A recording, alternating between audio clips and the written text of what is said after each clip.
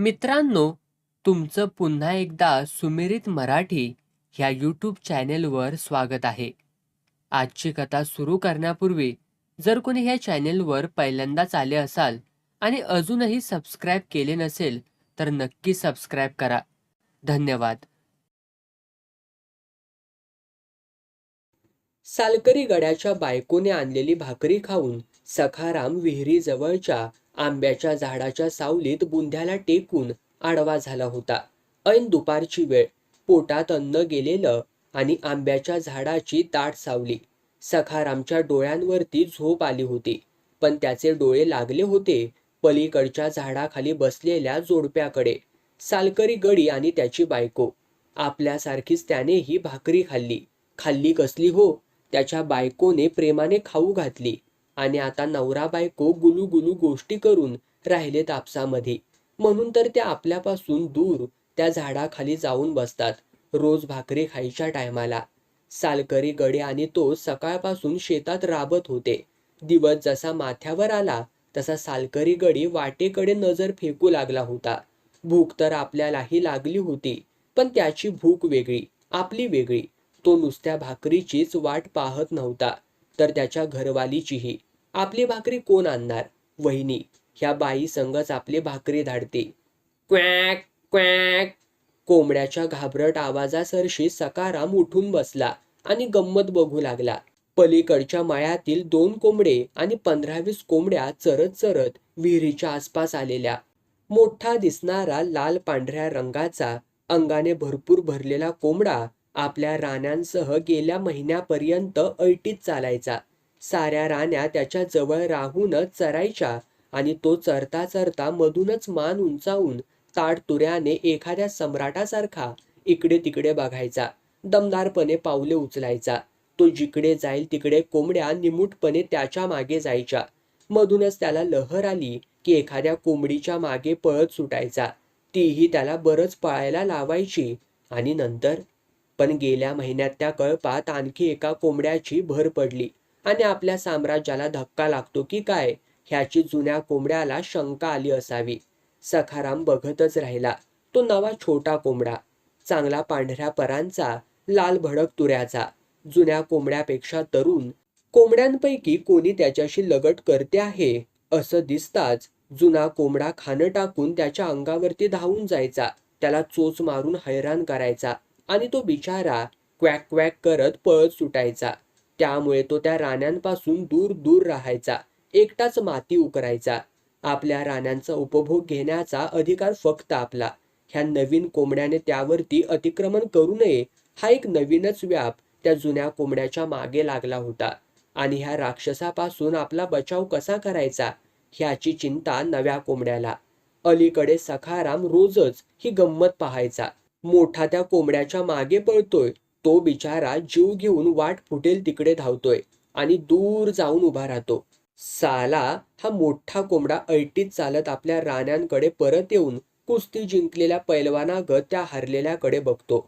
दोघांच्या साठमारीने भयभीत झालेल्या ह्या कोंबड्या पटकन विजयी वीराजवळ जाऊन शेपट्या हलवितात. सखाराम गेले काही दिवस ही झुंज पाहत होता आणि मनाशी म्हणत होता, या नव्या तरण्या कोंबड्यावानीच आपली गत झाल्या. छट, त्याच्या परास वाईट. ह्या मोठ्या कोंबड्याची नजर चुकवून का होईना छोटा जवान पटकन एखादीशी लगट करतो. आपल्याला तर चायला लगीन होऊन सुद्धा बायकोच्या अंगाला हात लावलेला नाही. आज बरोबर वर्ष झालं आपल्या लग्नाला. लग्नात आणि त्याच्या नंतरच्या 4 दिवसात यमुनेचं तोंड बघितलं तेवढंच. तोंडच निसतं.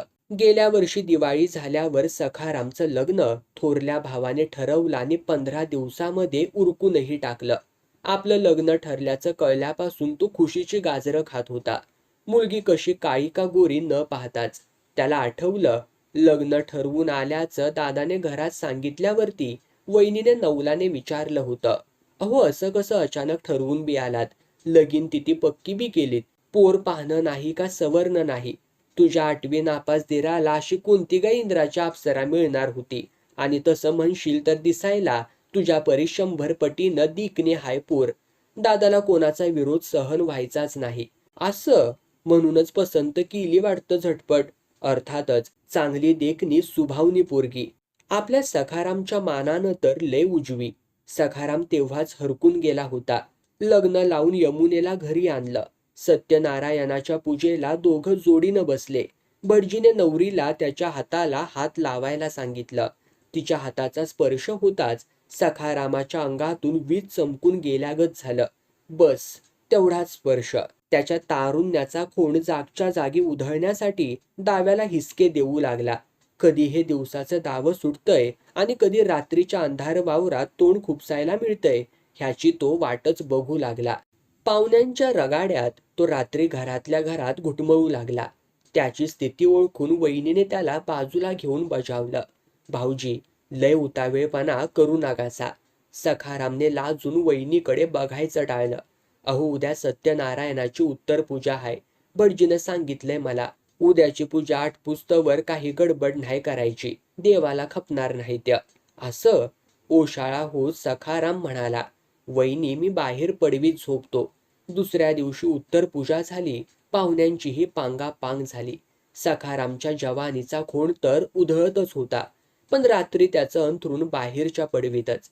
त्याने वहिनीकडे गोंधळून बघितलं. खूळ भरल्यावानी नका हो करू भाऊजी. यमुनेला लागायचं नाही. वहिनी त्याच्या कानी लागली होती. आणि 4 दिवसांनी काय घडलं एकाएकी सखारामाला कळलंच नाही. यमुनेला दादाने 4थ्याच दिवशी माहेरी नेऊन घातली. आजपर्यंत आणलंच नाही सासरी तिला. च्या मारे काय झालं नेमकं आपल्याला कुणी सांगतच नाही. सखारामाने उसासा टाकला. ह्या मोठ्या कोंबड्यावानी वहिनी करते. काही विचारावं तर वस्कन अंगावर धावून येते. म्हणते, काही कळत नाही तुम्हाला जनावरांचं शेणकूर काढण्या बिगार आणि वावरात राबण्या बिगार. कळ काढा जरा, कळ काढा. मी सगळं व्यवस्थित करते. हिला फारकती देऊन हिच्या परीस रूपवान पोरीशी लगीन लावून देते तुमचं. फारकत? कशापायी? खोदून पुसावं वहिनीला तर नुसतं म्हणते. तुम्हाला काय करायच्या नसत्या पंचायती. आणि दादा संग बोलायची तर टापच नाही आपली. मोठा माणूस तो. गावात केवढी त्याची ठेव. पुढारी माणूस. आपण छ्या, आंब्याच्या झाडामोहर तर वडाचं बुडूक. म्हणजे वहिनीच असं म्हणत असत्या. ते तुम्हाला सांभाळून घेतात हेच भाग्य समजा, असं हमेशा सांगत असते. वहिनी पण यमुनेला का नांदवायचं नाही आणि तिला कशापायी फारकत द्यायची हे का कोणी सांगत नाही आपल्याला. सखारामच्या या प्रश्नाचं उत्तर द्यायला कोणाला सवड होती. चंद्रकला. आज वर्ष झालं सखारामच्या लग्नाला. शेजारी निजलेल्या बायकोकडे न पाहता दादांनी विषय काढला. तुम्हाला बरी नेमकी सय आली हो? चंद्रकलेने गुस्सातूनच विचारलं. आठवण येईल नाहीतर काय होईल. बायको असून रानपण आल्यागत झालंय सखारामला. मग आणा त्या पांढऱ्या पालीला आणि जनव म्हणा तशीच पांढरी पिल्लं. म्हणजे त्याच्या आणि आपल्या बी पोरांना कुणी जवळ बी करायचं नाही. तेच तर अवघड जागी दुखणं होऊन बसलंया नव्ह. जाऊ द्या, नका लई विचार करू त्या पुरीचा. नवऱ्याला हातांनी जवळ ओढून घेत चंद्रकला म्हणाली. चंद्रा, झोपू दे मला आज. दादांनी नाखुशी दाखविली. असं कसं झोपून देईन मी तुम्हासनी. चंद्रकलाने वेगानं मिठी मारली. तुमचं गावातलं पुढारी पण 8-8 दिवस घरात नसतायसा. माझ्या वाट्याला असंच येतायसा कधी मधी. काही वेळ वासनेच्या डोहात शरीर डुंबत राहिली आणि नंतर थकून शांत झाली. दादा तर घोरायला लागले. पण चंद्रकला जागीच होती, विजयी हास्य करीत. वर्षभरात तिने असं कितीदा तरी विजयी हास्य केलं होतं. तिच्याही उघड्या डोळ्यांच्या पापण्यानाड यमुना सखाराम दिसू लागले. यमुना, ती हिरव्या चुड्यातली पोर. ए यमुना, आज नाहीचंय ना ग तुला? थोरल्या जाऊबाईंनी प्रेमळपणे विचारलं. मग मी माझ्या हातानं तुला न्हाऊ घालणार बरं का ग? जी. बंद न्हाणी घर. बंब भरून तापवलेलं पाणी. ओली शिक काय, साबण. सोड केस डोक्याचे यमुना. किती लांबलचक आहेत माझ्या जावचं केस बाई. काळी कुळकुळीत नागिन जशी. चंद्रकलेने तिच्या केसांचं कौतुक केलं. हा, काढ आता कापडा अंगातली. यमुना लाजली होती. माझ्या मुरं लाजत्याच कामून ग. रातीसाठी जपून ठेव तुझं लाजणं माझ्या दिरासाठी. चंद्रकला मिश्किल हसत म्हणाली. यमुनेने दोन्ही हातांनी तोंड झाकून घेतलं. अगं येडी का खुळीपुरी, माझ्या हातानं चांगलं घासून काढते तुझं अंग. लग्नात तर हळद थापली होती नुसती. चांगली नितळ पाण्यावानी करते मी तुझं अंग. चंद्रकलेने यमुनेच्या अंगावरचं एक एक वस्त्र दूर केलं. आणि ती विस्फारल्या नजरेने ते ओलेतच सौंदर्य तारुण्य बघू लागली. ही एवढी गोरी भुसूक कांती, पाठीखाली पर्यंत लोंबणारे केस, लाजरी नजर, मुखडा तरी केवढा मऊ चटक, पाण्याचा थेंब ठरत नाही गालांवरती, आणि छाती. बाई, बघतच राहावं वाटतंय, पण बघावं तरी काय काय. पोट बारीक, आपल्या वाणी घड्या पडत नाहीत, आणि त्याच्या खाली केळीवाणी. मोठा भाग्यवान सखाराम. आता आपल्याला 2 पोरं झालीत, पण लग्नाच्या आधी सुद्धा आपलं असं शरीर नव्हतं. हा, ह्या बावळट सखारामला कसं झेपायचं हे रूप, आणि हिला तरी आवडल का तो? मग मग काय, धनी म्हणलेच होते मला, तुझ्या परी 100 पटीनं रूपवान हाय पोर. 100? कापडावरून 100 असल, कापडा बिगार 1000 पटीनं. यमुनेचं रुपडं बघता बघता चंद्रकलेच्या छातीमध्ये कससच झालं. तिची नजर यमुनेच्या मांड्यांकडे पुन्हा पुन्हा वळली, आणि चेहऱ्यावरचे भाव भराभर बदलले. माझी धाकली जाऊ लय रूपवान हाय. हसत हसत चंद्रकलेने यमुनेच्या गोऱ्या ओल्या गालाचा मुका घेतला. लाजरीचं झाड आणखीनच लाजलं. नाना आटोपलं. नानी घरातून बाहेर येताच चंद्रकलेने नवऱ्याला खुणावलं, माडीवरती बोलावलं. दादा वर येताच तिने दरवाजा बंद केला, आणि डोळे मोठे करीत ती म्हणाली, आत्ता कळलं एवढे रूपवान पोर आपल्या सखाराम भाऊजीला द्यायला कसा तयार झाला पुरीचा बापत्य. कसा म्हणजे? काय कमी आहे आपल्या सखाराममध्ये? डोक्याने थोडासा कमी असेल, पण शेतीवाडी डोंगरा एवढा त्याचा थोरला भाऊ, काय कमी काय आहे त्याला? पण म्हणून का कोणता बाप आपल्या पुरीला बावळटाच्या हाती दिल व्हय? आणि ही पोर जर एवढी रूपवान हाय, तर कोणी बी हुशार पोरानं पसंत केली असती की तिला. तुला म्हणायचे तरी काय चंद्रकला? मला एवढंच सांगायचंय का आत्ताच्या आत्ता ह्या पोरीला माहेरी पुजती करा. आत्ताच्या आत्ता? राहू दे की ग 4-6 दिवस, मग येईल तिला न्यायला मुरळी. नाही, अजिबात नाही. संध्याकाळ व्हायच्या आत ती पोहोचलीच पाहिजे माहेरी. आजच्या रात्री ती आणि भाऊजी एकत्र आले का सगळा इस्कोट इस्कोट होईल. का बरं? असं का म्हणतेस तू? दादा गोंधळात पडले. तुम्ही पुढारी माणसं, आपल्याला सगळं समजतं ह्याच तोऱ्यात आहात तुम्ही. पण सोयरीक जमवायच्या कामात बाया माणसं बी लागत्या ती हे कुठं हाय ठावं. जमले आपली बैठक केली सुरू बोलणी. पुरीचं रूप बघितलं आणि टाकलं नक्की करून. अरे चा, आता ते कशाला उकरून काढतीस ग तू? तुला मागच सांगितलं ना, खरेदी विक्री संघाच्या कामासाठी मी गेलतो बहालापूरला. चहा पाण्यासाठी थांबलो तिथं, तर बोलता बोलताच विषय निघाला. यमुनेचा बाप म्हटला, आमच्या पोरीसाठी सुरीक बघा की तुमच्या गावात. म्हटलं आमच्याच घरात हाय. आणि तुमच्याच घरात म्हणल्यावर हिच्या बापानं डोळं झाकून तुम्हाला पोर द्यायचं कबूल केलं, असंच नव्ह? चंद्रकलेने विचारलं. ते सारं सांगून झालंय तुला, पुन्हा कशाला त्या शिळ्या कढीला उकळी फोडतेस तू? दादा चिडले. पण शिळ्या कढीचा वास सुटलाय आता, म्हणून तर म्हणत्या आत्ताच्या आत्ता. चंद्रे, काय ते सरळ सांग, माझा अंत नको पाहू. दादाने आवाज चढवला, वरच्या टिपेला लावला. आवा हळूहळू, आवा आता काय न कसं तुम्हाला सांगावं. चंद्रकला थोडा वेळ थांबली. आवाज आणखी खालच्या पट्टीत आणला. आपलं भाऊजी डोक्यानं हुशार नसलं म्हणून काय त्यांची गाठ अशा पुरीशी घालायची? पुन्हा तुझं आपलं तेच चंद्रे. लुगड्याच्या घोळात हात घालून निस्ता चाळवायचा. काही खोड आहे का पोरीत? गेल्या 5-6 दिवसातच तुला दिसून आली. खोड नाही पण कोड बघितलाय मी. चंद्रकलेने हे सांगताच दोर तुटून मोठ धपकन विहिरीत पडल्यासारखं झालं दादांना. काय सांगतेस काय तू चंद्रे? आत्ता म्या माझ्या डोळ्यानं बघितलंया तिला न्हाऊ घालताना. अगं पण आम्हाला नाही दिसला. तुम्हाला पुरुषांना कसा हो दिसेल? पोरीचं थोबाड बघून पसंत केल्या तुम्ही. वटीखाली जांग जवळ दिसला मला बारीकसा डाग. दादांनी कपाळावरती हातच मारून घेतला. चंद्रकला नवऱ्याच्या चेहऱ्यावरचे भाव न्याहाळू लागली. बराच वेळ खाली मान घालून बसलेल्या दादांनी हताशपणे म्हटलं, नशीब आपल्या सखारामचं, दुसरं काय म्हणायचं ग. झालं ते झालं चंद्रा. झालं ते झालं म्हणायला तुम्हाला काही कळतं का? ह्याचे पुढे काय परिणाम होतील ते. आज बारीक डाग जांगपशी म्हणून लपून राहील, पण दिवसेंदिवस तो वाढत जाईल. ती पोर तर होईलच पांढरी फटक, पण तिला होणारी पिलावळ. म्हणूनच म्हटलं नशीब सखारामचं. नुसतं सखाराम भाऊजीचं नाही, आपल्या पोरांचं बी. आपल्या घराण्यातच हे आहे म्हटल्यावर कोण शहाणा माणूस सोयरीक करील आपल्या घराण्याशी? हे मात्र खरंय तुझं. पण तू लय पुढचा विचार करत्यास बघ चंद्रा. आता तरी ऐका हो माझं. आत्ताच्या आत्ता पोचवा पोरीला माहेरी आणि कुठे बी काय बोलू नगासा आत्ताच. सखाराम भाऊजींजवळ सुद्धा त्यांना काही कळायचं नाही ह्यातलं. पण पुढचं काय? पुढचं पुढं बघू. आज ही बाया नको हिथं माझ्या घरात. चंद्रकलेच्या पापणी आडचा मळ बाहेर पडला.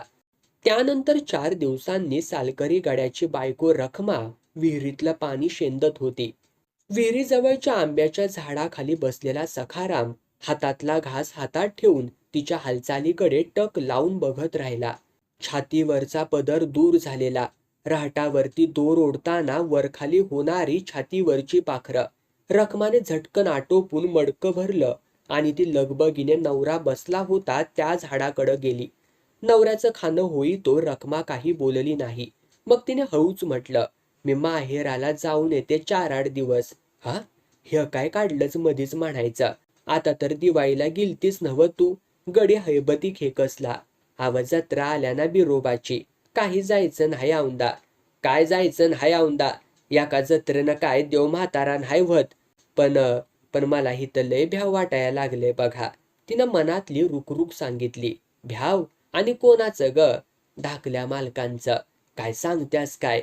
व्हय ना, गेल्या 4-5 दिवसापासून मी बघत्या की त्यांचं लक्षण काय मला ठीक दिसना झालं या. हत्तीच्या त्यांचं लक्षण गेल्या वरीसभर ठीकच नाही. त्याचं कारण बी तुला ठाव आहे नव? हैबती हसला. हसू नकासावं. उगी वड्याचं तेल वांग्यावर निघायचं. मजी ते माझ्याकडंच बघत असते ती कसं तरी. त्या नजरेचं भ्याव वाटायला लागलंय मला. रखमा म्हणाली. कशी हाय नजर? आता काय सांगावं तुम्हासनी? माझावर आलेल्या खोंडागत दिसत्या. काय काय म्हणत्यास काय तू रखमे? दात ओठ खात हैबती लगेच उठून उभा राहिला. सखारामकडे रागाने बघू लागला. डोक्यात यड नगासा घेऊ. मी काय सांगते ते नीट ऐका. रखमाने नवऱ्याला बसायला लावलं. बसायला सांगितलं. धाकल्या मालकांची बायको तिकडं बहालापूरला ती बिचारी राती जागवत्या आणि हिकडं सैरबैर झाल्या ती. म्हणून सगळ्या तरण्या बायकांकडं हा येडा खोड उधळायला लागलाय का काय ग रखमे? ऐकून तर घ्या की माझं. ह्यांना काय कळना आणि वहिनी साप. ती नवऱ्याच्या कानी लागली. हैबतीला तर राग जाऊन आश्चर्य वाटू लागलं. नंतर तर तो मान डोलावू लागला. काय सांगायचं ते सांगून झाल्यावर रखमा उठली आणि वस्तीच्या वाटेला लागली ही. हैबतीही उठला. सखारामकडे आला. म्हणाला, लागायचं ना मालक कामाला? हा? सखारामच्या वाटेकडे बघणारा सखाराम भानावर आला. आज लगीच परतली होय रखमा? व्हय, माहेरी जायचंय नव तिला. मजी बिरोबावाडीला जत्रा आल्या ना 4 दिवसावरती. अरे हा, बिरोबाची जत्रा असत्या नव? हैबती खाली बसला. मालक, औंदाच्या जत्राला मला बी आवतान हाय सासऱ्याचं. मग जा की र, मी हाय इकडं बघायला. सखारामने परवानगी देऊन टाकली. तुम्ही बी चला नव, तुम्हाला बी बरं वाटेल जरा. आजकाल तुमचं चित्त कुठं हो असतंय ठिकाणावरती. हैबतीने नेट लावला. मी? छाछा, तुझ्या सासऱ्याचं तुला अवतान. मी कशाला मध्येच यायचं तिकडे कडमडायला? का बरं? बिरोबावाडीच्या तुमच्या काकांच्या वस्तीवरच माझा सासरा सालकरी गडी हाय. तुमची बी भेट होईल काकांशी. दर्शन घेऊ देवाचं, जत्रा बघूया. राती तमाशा मुक्काम करू. काकांच्या वस्तीवरती आणि सकाळीच परतही फिरू. असं म्हणतोयास वय हैबती? दादा वहिनीला विचारावं लागल र. सखाराम जत्रेला जाण्याच्या कल्पनेने तर हरकला होता. पण दादा वहिनीच्या खोड्यात अडकला. देवाच्या दर्शनाला कोण नाही म्हणल का हो मालक? विचारून बघा तर खरं. हैबतीने सखारामच्या पाठीवरती थाप मारली. दिवस कासराभर वर आला तेव्हा बिरोबा वाडीच्या दिशेने फटफटी पळू लागली होती. गाडी चालवित होता सालकरी हैबती आणि पाठीमागे बसला होता धाकला मालक सखाराम. जत्रेसाठी आजूबाजूच्या राहळातील यात्रेकरू बैलगाड्या, फटफट्या, जीप गाड्या अशा मिळेल त्या वाहनांनी येत असल्याने रस्त्यावरती भरपूर रहदारी होती. हैबतीने रहदारीतून सफाईने वाट काढीत गाडी आडवाटेला नेऊन उभी केली. कशाला थांबला र हिथं? सखारामने पाय उतार होत विचारलं. सकाळीच 2 कप चहा झाला नव पिऊन. त्याला वाट मोकळी करून द्यायचाय नव. हैबतीने करंगळी वर करीत हसून म्हटलं. तुम्ही बी घ्या की उरकून. बाजूच्या कुंपणाकडे दोघही जाऊन आले. मालक, कोणत्या बी गोष्टीला वाट मोकळी करून द्यावाच लागत्या. मग ते चहाचं पाणी असू द्या नाहीतर. आणि तो बेरकेपणाने मोठ्याने हसला. पण सखाराम गप्प गप्पच होता. फटफटीकडे बघत होता. काय मालक, लई विचारात पडलायसा. कुठे? कुठं काय नाही. काय नाही कसं? कुठेतरी पाणी मुरत असलंच पाहिजे मालक. सांगा की मोकळ्या मनानं. हिथं आपल्या बिगार कुणी नाही ऐकायला. दादासाहेब बी आणि वहिनी साहेब बी. हैबतीने त्याला डिवचलं. फटफटीकडे बघतच सखाराम म्हणाला, हैबती तू सालकरी गडी आमचा. ही गाडी आमची. पण तुला ही चालवता येते आणि मी मात्र घरची गाडी असूनही मला येत नाही चालवायला. धाकलं मालक, तुम्हाला नको का म्हणलंय कोणी? मी कसा शिकलो चालवायला. पण हीच काय, तुम्हाला कोणतीच गाडी चालवता येत नाही. काय म्हणला हैबती? सखाराम चमकला. काय म्हणणार मालक? किती बी केलं तरी नोकर माणसं आम्ही. हर एक गोष्ट वहिनी साहेबांनी सांगितल्या बिगार तुम्ही करायची नाही असंच आहे नव्ह. सखाराम यावर काही बोलला नाही. हैबतीने त्याची गाडी दामटली. तुमच्या बायकोचं तोंड तरी नीट बघू दिलं वहिनी साहेबांनी तुम्हाला?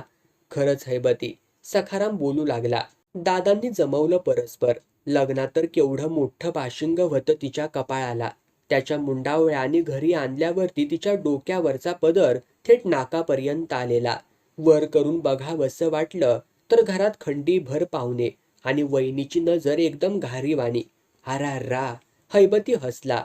म्हणजे आता समोर आणून उभं केलं तरी वळखायचं नाही तुम्ही बायकोला? खरंच नाही वळखू यायची. सखारामने कबूल केलं. गेली तसं तिला आणलंच कुठे सासरी. जाऊ द्या, काय करायचंय वळखून?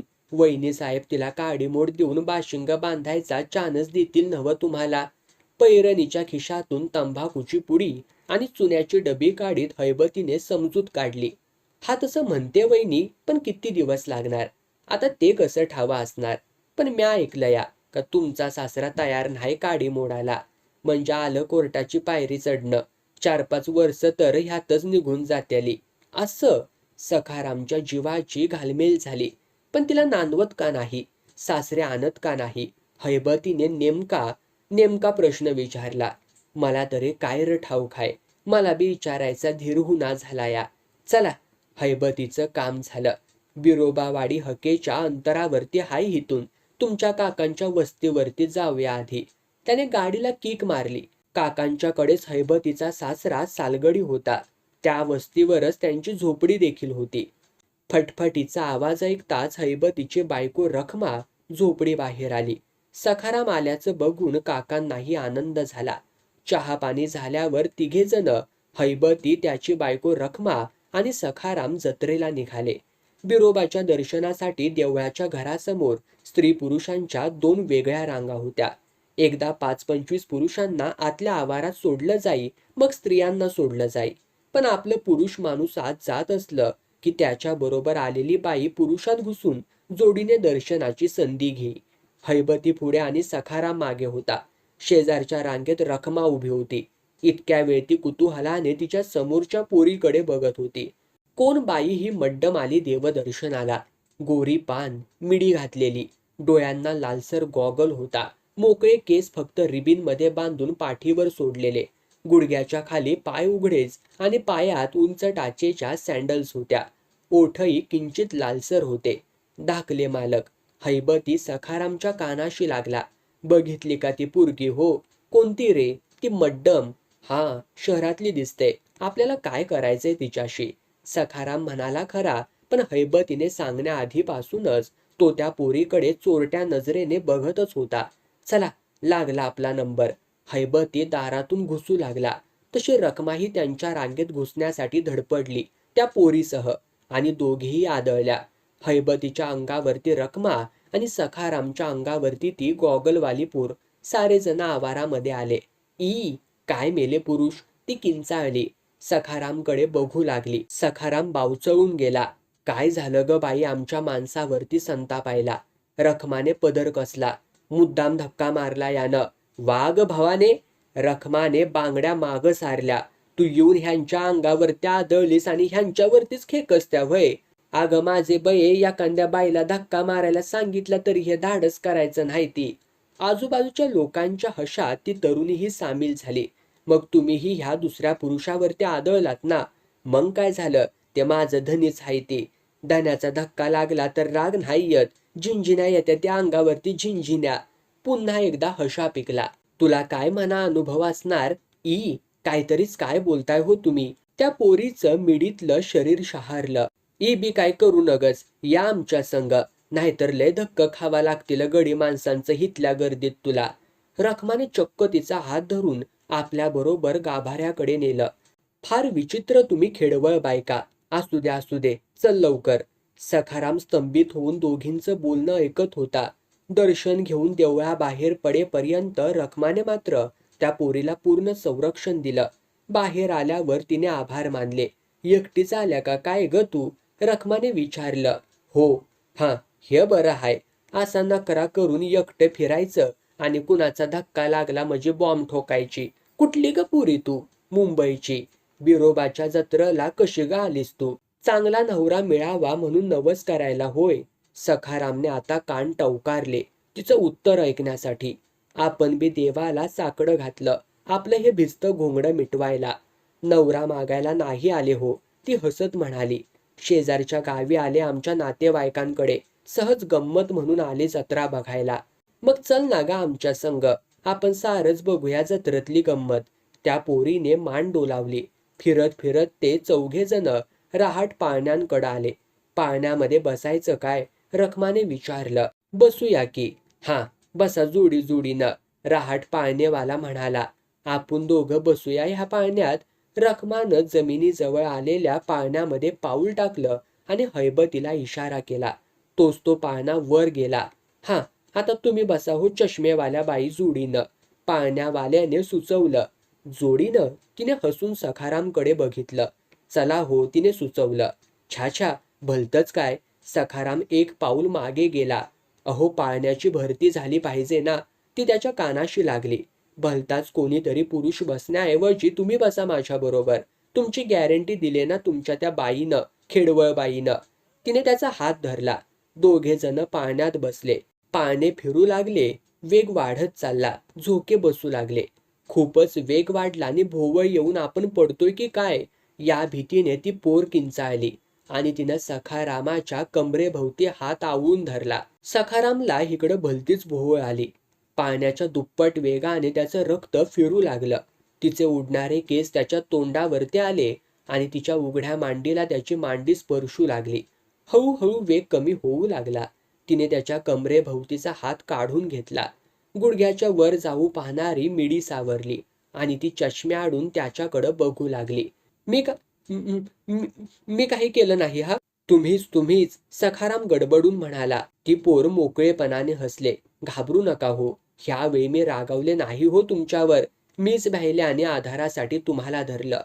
तरुण पोरीच्या इतक्या जवळ आपण पहिल्यांदाच गेल्याची सखारामला जाणीव झाली.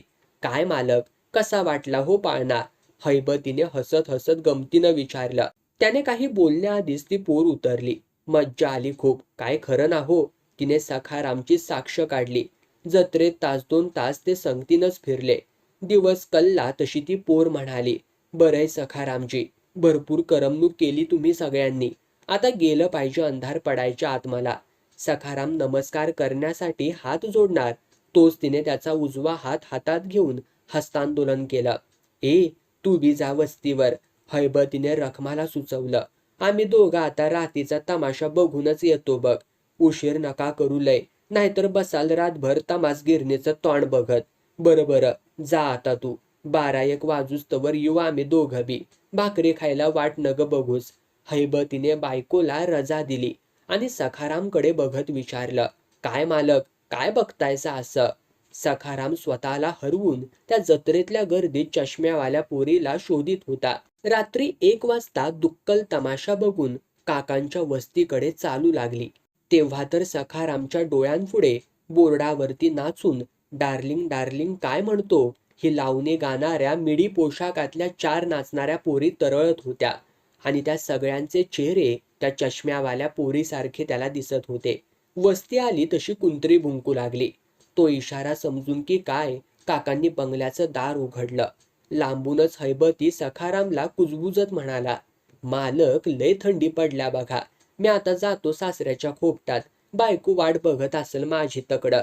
तुम्ही बी जावा काकांकडं. सखाराम बंगल्यात शिरला. हितच पडतो काका आता. तुझं जागरण झालंय रे खूप. सकाळी सावकाश उठ, माझं पहाटेला सुटून भजन सुरू होतं या इथं. तुझी झोप मोड होईल. काका त्याला माडीवर घेऊन गेले. स्वतंत्र खोलीत त्याची व्यवस्था केली. बिछाण्यावरती सखाराम पडला खरा, पण त्याच्या डोळ्याला डोळाच लागेना. बायकोची ऊब घेत हैबती त्या खोपट्यात पडला होता. आपण इथं एकटेच, आणि त्याच्या डोळ्यांपुढे येऊन उभी राहिली ती पोर. रहाट पाळण्यात आपल्याला चिकटली. तिच्या मांडीला आपली मांडी. अरे शेवटी तर तिने आपला हातच हातात घेऊन दाबला.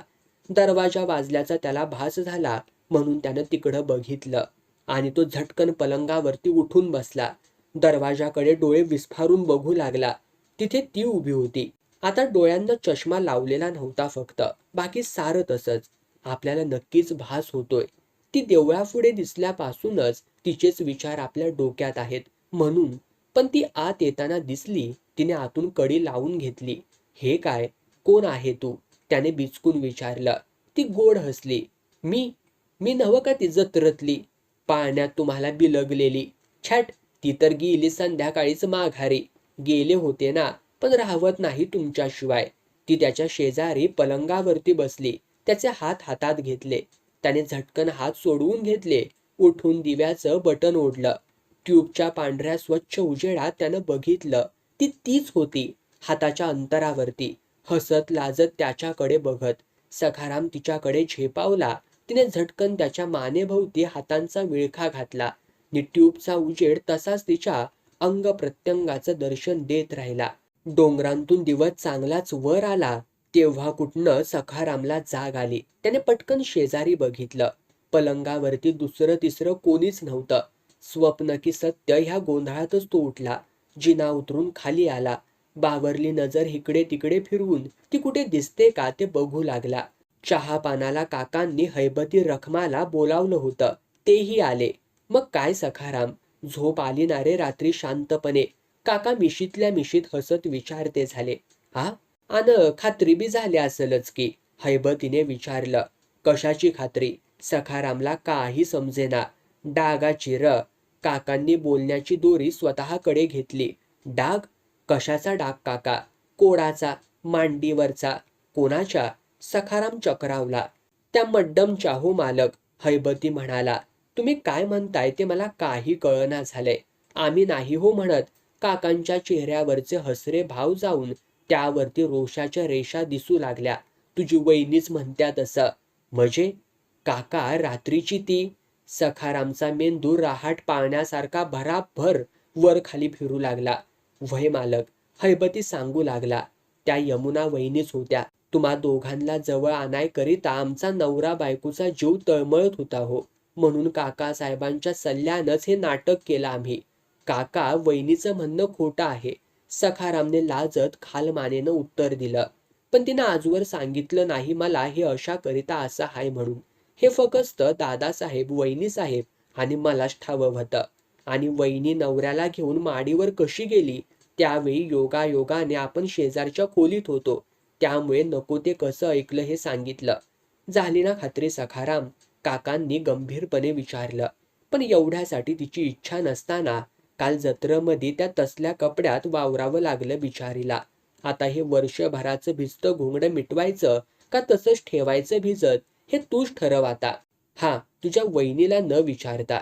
काका उठून गेले आणि नऊवारी लुगड्यातली डोक्यावरचा पदर पुढे उडून घेतलेली यमुना चहाचा ट्रे घेऊन आली. लाजत गालातल्या गालात हसत. मग काय ठरवले मालक ह्या भिजत्या घोंगड्याचं? हैबतीने मिश्किलपणाने विचारलं. हैबती, तू आणि तुझी बायको जा घराकडे यष्टीनं. फटफटी हितच राहून दे. कशाला हो? तुम्हाला तर येत नाही चालवता गाडी. हैबतीला नवल वाटलं. चायला येत नाही म्हणजे काय? चेहऱ्यावरचा भाबडेपणा घालवून सखाराम आत्मविश्वासाने म्हणाला. रातीय गाडी चालवल्या की मी. आता आठवडाभर हितच मुक्काम करून दुसरी गाडी बी शिकतो चालवायला आणि यमुनाला फटफटीवर घेऊनच येतो मी घराकडं. इकडे हैबती परत गावी आला. हे काय, तू एकटाच आला हैबती? वहिनी साहेबांनी रागानं विचारलं. आमच्या खोयाला कुठं सोडलंस तू? जत्रत बिरोबाला व्हायला का काय त्याला म्हणायचा? बिरोबाला नाही, बायकोला व्हायला. खाली मान घालून काकांची कारस्थानी कथा त्याने तिखट मीठ लावून सांगितली. त्या दोघांचा सहभाग वगळून. असं काय? दात ओठ खात वहिनी तरातरा घरात शिरली. जोरजोराने पाय आपटीत माडीवर गेली आणि पलंगावरती स्वतःचं शरीर फेकून ती झाकल्या डोळ्यांपुढे चित्रे रंगवू लागली. आपल्यापेक्षा 1000 पटीने रूपवान पोर ह्या घरात आता नांदणार. आपल्या रूपाच्या जोरावरती त्या खुळ्याला मुठीत ठेवणार. त्याला शहाणा करून सोडणार. तो सालगड्यासारखा राबणार नाही शेतात. मग हळूहळू ह्या घराचा ताबाच ते घेणार. आपलं मोठेपण, वर्चस्व संपणार आणि वहिनीच्या डोळ्यांपुढे शेवटचं चित्र आलं.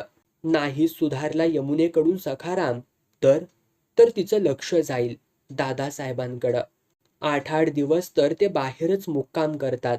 घरी आल्यावरती आपल्याऐवजीही तरणी-ताटी रूपवान पोर म्हणजे आपल्याला हे सुखही मिळणार नाही.